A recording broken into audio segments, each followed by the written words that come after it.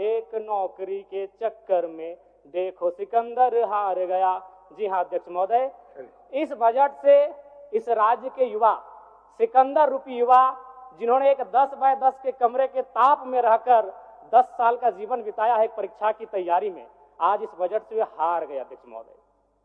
नई इस बजट में युवाओं के रोजगार संबंधित विशेष कोई प्रावधान नहीं अध्यक्ष महोदय। पहली बार माननीय हेमंत सोरेन जी की सरकार ने 2020-21 में बेरोजगार युवाओं को, स्नातक को 5,000 रुपए प्रति माह और स्नातक उत्तर को 7,000 रुपए प्रति माह देने की बात कही थी। फिर कालांतर में मुख्यमंत्री प्रोत्साहन योजना, मुख्यमंत्री युवा प्रोत्साहन योजना, मुख्यमंत्री प्रतिभा प्रोत्साहन योजना नामक बहुत सारी योजनाएं पुस्तिका में छपी। हम लोगों ने सुना, पढ़ा, लेकिन 1 रुपए खर्च युवाओं पर नहीं किया गया उनके प्रोत्साहन राशि को लेकर अध्यक्ष महोदय। इसलिए इस बजट से निसंदेह माता लोगों की जीत हुई है, मैया सम्मान की जीत हुई है, लेकिन इस बजट से इस राज्य के युवा हार गए अध्यक्ष महोदय। एक सटीक नियोजन नीति नहीं होने के कारण, एक सशक्त नियोजन नीति नहीं होने के कारण कहीं ना कहीं आज इस राज्य के युवा इस बजट से हारा हुआ महसूस कर रहे अध्यक्ष महोदय। तो मैं युवाओं को रोजगार कैसे मिले? जिस राज्य में 40% खनिज संपदा, उस राज्य के युवा अगर हताशा, निराशा के दौर से गुजर रहे अध्यक्ष महोदय, तो कहीं ना कहीं इस बजट पर युवाओं के दृष्टिकोण से एक सवाल और प्रश्न चिन्ह खड़ा होता है अध्यक्ष महोदय। अध्यक्ष महोदय, राज्य में अनुसूचित जाति परामर्शदात्री आयोग का गठन सराहनीय है, इसकी मैं सराहना करता हूं और वित्त मंत्री जी को साधुवाद देता हूं। महोदय, अंत में मैं इस सिस्टम पे आता हूं। इस सिस्टम पे आना इसलिए जरूरी अध्यक्ष महोदय, चूंकि माननीय वित्त मंत्री महोदय ने विधायिका के कर्तव्य का अनुपालन करते हुए बजट को तो प्रस्तुत किया, लेकिन यदि कार्यपालिका का सहयोग नहीं रहेगा अध्यक्ष महोदय, तो ऐसे बजट का कोई उपयोग नहीं रह पाएगा। आंकड़े कहते हैं 2023-24 का आंकड़ा अध्यक्ष महोदय, बजट का कुल योग था 1,41,498 करोड़, लेकिन हम लोग खर्च कर पाए थे 1,07,920 करोड़, यानी लगभग 33,000 करोड़ की राशि खर्च ही नहीं हो पाई थी अध्यक्ष महोदय। और इस बार का जो बजट है, जो पूर्व का, उसमें भी मात्र 65% ही राशि को खर्च किया गया। इसलिए विधायिका के साथ साथ अगर कार्यपालिका अपनी जिम्मेवारी का अनुभव नहीं करेगी, अनुपालन नहीं करेगी अध्यक्ष महोदय, फिर बजट का कोई प्रावधान नहीं रहता है अध्यक्ष महोदय। ज्यादा नहीं और 1 मिनट का समय लेंगे अध्यक्ष महोदय, चूंकि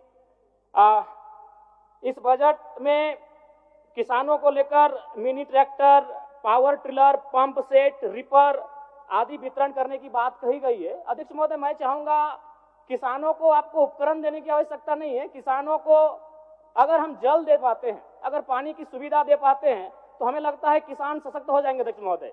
अध्यक्ष महोदय, मैं ये कहना चाहता हूं, जो भी डैम बने हैं, चाहे वो चांडिल का डैम हो, कोणार्क का डैम हो, मैथन डैम हो, पंचायत डैम हो या टेनूघाट का डैम हो, वो पानी केवल उद्योगपति के कारखानों में जाने के लिए नहीं बना अध्यक्ष महोदय। तो क्यों ना सरकार एक प्रयोग करे, जैसे कोणार्क डैम विष्णुगढ़ ब्लॉक आता है, तो विष्णुगढ़ ब्लॉक के 5 गांवों का उदाहरण प्रस्तुत कीजिए, वहां सिंचाई की व्यवस्था करिए और कम से कम कृषक को उन्नत बनाने का प्रयास किया जाए अध्यक्ष महोदय।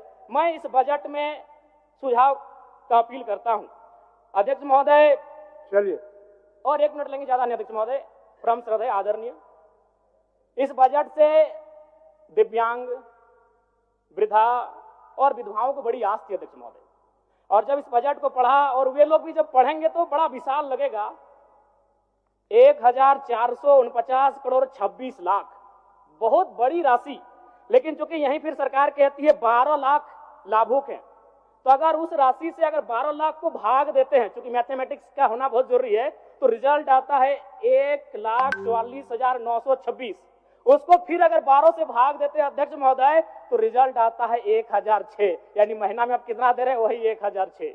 देखने में, सुनने में बजट बड़ा विशाल लग रहा है, 1,449 करोड़, लेकिन अंततः रिजल्ट आता है एक महीने का वही 1,006 रुपए अध्यक्ष महोदय। अंत में बस प्रवासी मजदूर, क्योंकि जब ये बजट पारित हो रहा था तो हमने और सबने बड़ी करीब से देखा, सत्ता ने खूबियों को देखा, विपक्ष ने खामियों को देखा, लेकिन सऊदी अरब, ट्यूनीशिया, मलेशिया और साउथ अफ्रीका से कोई देख रहे थे तो प्रवासी मजदूर थे अध्यक्ष महोदय।